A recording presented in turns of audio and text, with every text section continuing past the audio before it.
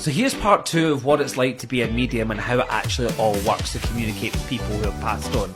But first of all, I want to talk about the psychic side of things. So remember that, like I said in part 1, if you haven't watched that, go back and watch that first.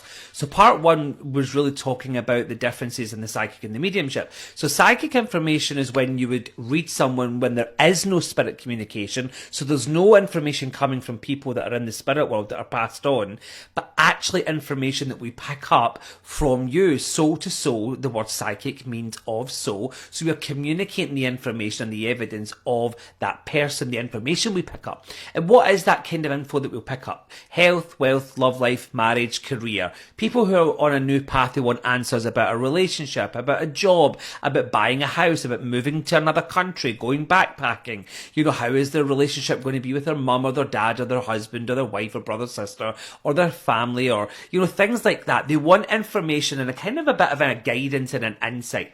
So we can give guidance and insight, and we can give a kind of that, but we don't influence free will. You still have a choice to make. So I could give you a reading psychically, you know, and we use tools like tarot, rune stones, ribbons, crystals, things like that, to aid us in our communication, to get as much information in as quickly as possible, to give it to you while we're in that exchange of energy. But the psychic readings are the bit that actually take the most out of you, because you're really dealing with that person's energy and every bit of emotional trauma and joy and everything that they bring with them.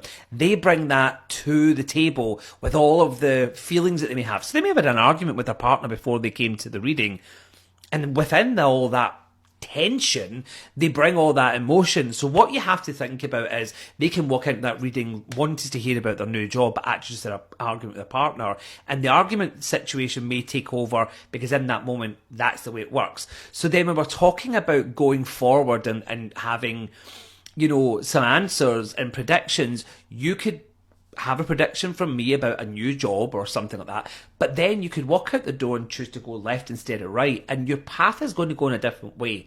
So I talk about it this way.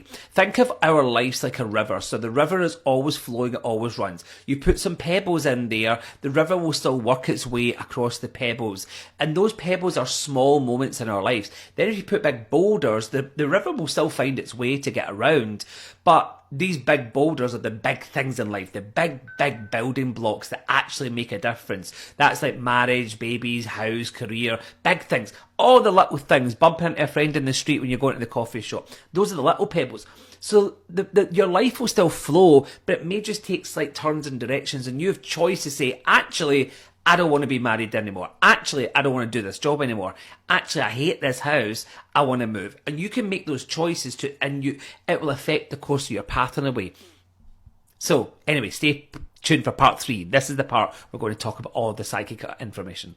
No, we've just done that. All the mediumship information. God.